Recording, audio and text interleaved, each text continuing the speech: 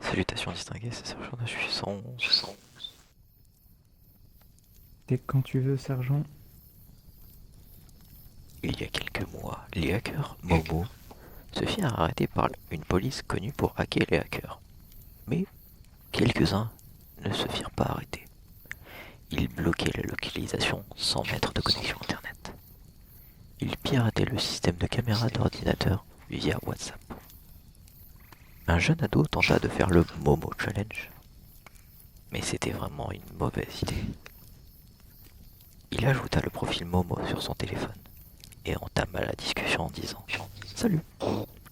L'ado voulait piéger Momo, mais ça s'est vraiment mal tourné. Momo lui répondit Oui, Louis. Comment tu connais mon prénom? Ne sois pas bête, voyons, je te connais, toi et toute ta famille.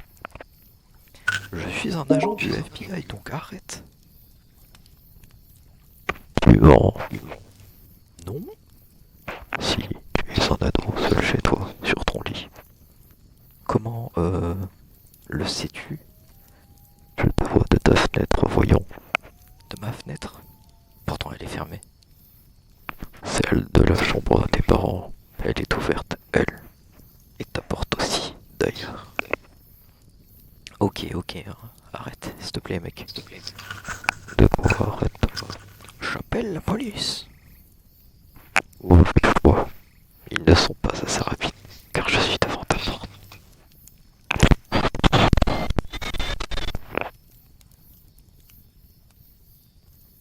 What Wow. the fuck? Le truc démoniaque, c'est normalement une coupure de courant, mais j'avais pas de coupure de courant sous la main, donc... Ah ouais, chou. Mec, mec, le seul truc, genre, ça m'a pas fait peur, genre, ça m'a juste fait rire en fait. Parce que gros Momo. Genre, normalement, là, il est censé rentrer. Ah, Momo.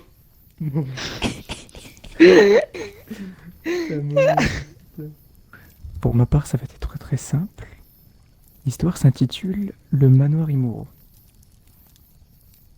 Alors, le manoir Imuro, qui se situerait quelque part au-delà de la ville de Tokyo, serait l'un des endroits les plus hantés du Japon. Le manoir est donné pour avoir été le foyer des plus horribles des meurtres.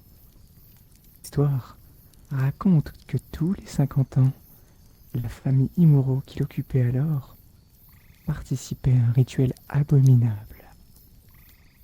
Le rituel de strangulation qui avait pour but d'emprisonner le mauvais karma sous la terre. Au cours de ce rituel, il sacrifiait une jeune fille, l'attachant avec des cordes aux chevilles, aux poignets et au cou.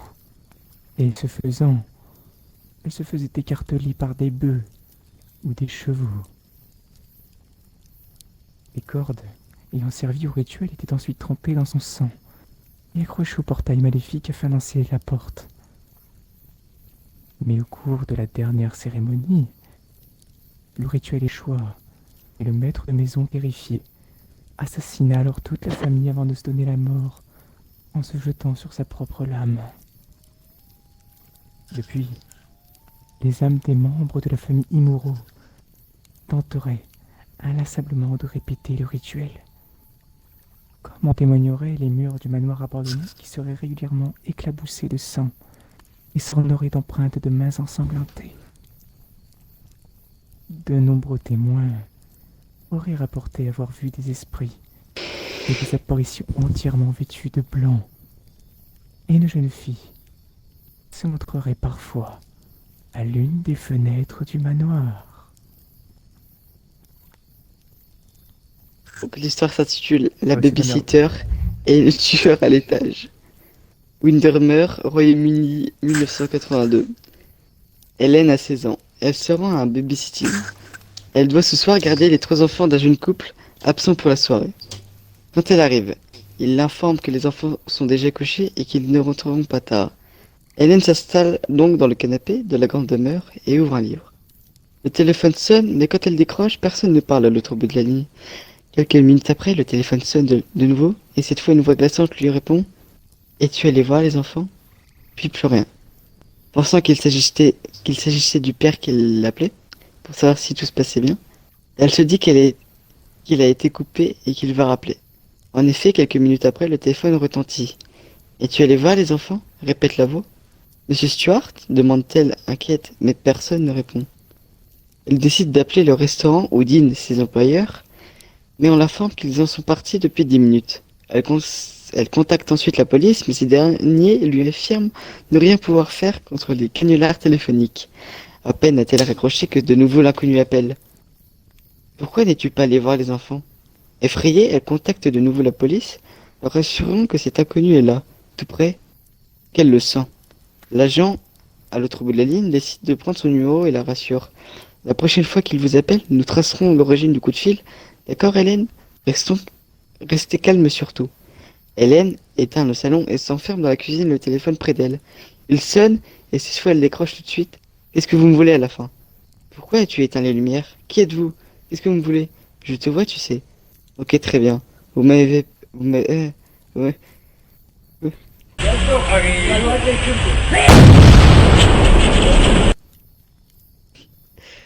Vous m'avez fait peur, c'est récit, vous êtes content. Oh putain. Non, ce que je veux, c'est me baigner dans ton sang.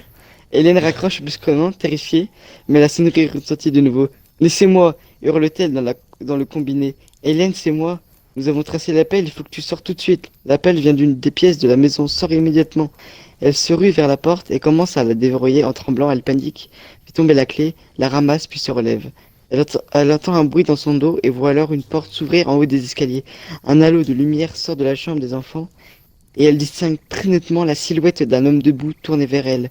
Elle parvient finalement à ouvrir la porte et se jette dehors, tombant nez à nez avec plusieurs policiers sur le palier. Arme à la main, immédiatement prise en charge par les secours, elle a juste le temps de se retourner et d'apercevoir le tueur fou. Menotté par des policiers, l'homme est recouvert de sang, celui des 3 enfants de la famille Stuart. Non. Ah ouais. Ah ouais, j'avais déjà entendu celle-ci. Là, sur en vrai, elle est incroyable. Même si t'as rigolé à un moment, franchement, celle-ci, elle est incroyable. Parce que du coup, on a j'ai vraiment du une mal à fin parler. et incroyable. C'est vrai, il y a une fin. Il y a une fin très fin. Bravo. Et du coup, vous ferez gaffe à votre étage. Bah, en vrai, je m'en doutais. Le mec, il dit va voir l'étage. C'est comme si je te disais va dans la cave. Ou alors va dans les toilettes. Je dans te un viole le couloir. fiac. Oh, La ville, enfin. J'ai toujours adoré le sentiment de liberté que la ville nous partage. Avec toujours ces petits parfums doux par-ci, par-là. J'ai toujours détesté la campagne. L'odeur d'excréments d'animaux ne me plaisait pas toujours le matin en me réveillant. J'ai habité un jour près de la plage. J'ai dû déménager à cause d'un énorme dégât d'eau. Ce jour-là, il y avait un gros ouragan qui détruisait la ville à petit feu. J'en suis sortie vivante, mais pas le reste de ma famille. Il ne me restait qu'un seul et unique choix, déménager en Californie pour vivre dans le bonheur et me créer la famille à moi. Lorsque j'ai emménagé il y a quelques heures, mes voisins si gentils sont venus m'aider à ranger mes cartons. Tu es si jeune pour habiter ici seul, quel âge as-tu? J'ai 24 ans, Lucie. Ma chère voisine s'appelait Lucie. Elle a 73 ans et son mari, Paul, en a 78. Ils ont un fils nommé Finn. Il a 24 ans comme moi. Oh, j'ai oublié de me présenter. Je m'appelle Nina et j'ai 24 ans. Nina, où va ce carton? Finn venait de me parler. Mais qu'est-ce que... Je n'ai pas emmené ce carton. Quoi? Ah si, c'est mes livres. Place-les dans la bibliothèque, s'il te plaît. C'est comme si j'étais fait. Finn sortit un livre du carton. Tu lis les livres de Chernobyl. Bien vieux, Sherlock. Moi aussi, je les lis. C'est lequel ton préféré? Dit-il en ignorant ma remarque. J'en sais rien, je les aime tous, en quelque sorte. Tous d'une manière différente. Qu'est-ce que tu veux dire par là? À vrai dire, toutes ces créatures sont toutes inventées. D'une manière ou d'une autre. Ça, c'est quelqu'un qui cogne à la porte. J'ouvris la porte et personne n'y entra derrière. Boum boum. Ça ne vient pas de la porte, Nina. Finn et moi se rendit compte que nous sommes seuls dans cette maison.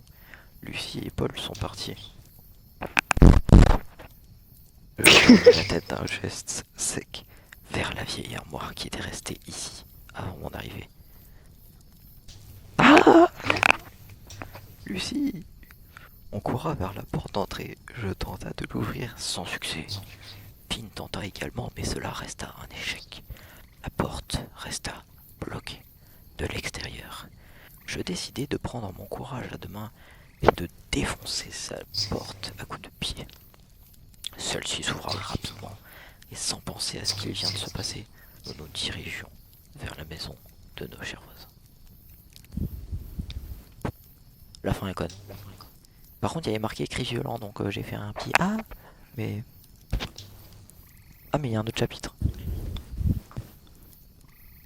Ah, ça continue. Ah. Avance une fin. Ça continue, mais après ça sera la fin, je te rassure, Ced. La porte de mes voisins est barrée. J'entre donc par une fenêtre que j'ai aperçue lorsque je suis arrivé. Je n'avais jamais vu cette fenêtre avant. Nous atterrissons sur la céramique blanche de la magnifique cuisine de Lucie et Paul. Puis me conduisit directement vers leur chambre, j'imagine. Les cris devenaient de plus en plus étouffés et violents. Puis nous ouvrit directement la porte sans se poser trop de questions. Et nous nous retrouvèrent Lucie et Paul dans les bras, les veines coupées. Finn, dévasté, pleura à chaudes larmes avant de se jeter dans leurs bras en priant pour que ce soit qu'un rêve. Tandis que moi, j'inspectais silencieusement. Il y a un truc louche qui cloche. Il y a un truc qui cloche. Finn! Celui-ci ne me répondit pas, toujours en pleurant. Finn! Il sursauta et se retourna vers moi. Il y a un truc qui ne va pas. De quoi est-ce que tu parles? Évidemment qu'il y a un truc qui ne va pas.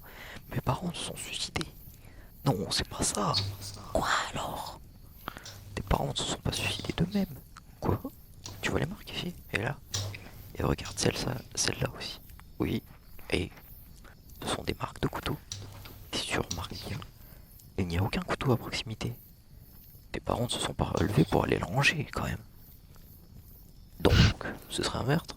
Un meurtre? Mes parents se sont fait assassiner? Un meurtre? Oh mon Dieu, il faut appeler la police. Ça recommence. Ni Nina, ni Nina, ni Nina. Je crois que ça vient des murs. Quoi? Nina, je crois que ça vient des murs. Les lumières s'éteignent d'un coup. Ah, et Finn, ne me marche pas dessus. J'ai rien fait. Ben, alors qu'est-ce que... Je me sens attrapé par derrière, je lâche un cri de terreur. Je me débats de toutes mes forces. D'un coup, les lumières s'allument et Finn se trouve à côté de l'interrupteur en panique. Rapidement, d'un geste sec, je me retourne et tout ce que je vois, c'est mon ombre. Sauf que cette ombre me salue et je n'ai pas bougé. Je décide de la suivre bêtement. Hein? C'était Sergent Nachessence avec Wolf 89, Makishimu et Ferron. Ferron, un mot de fin.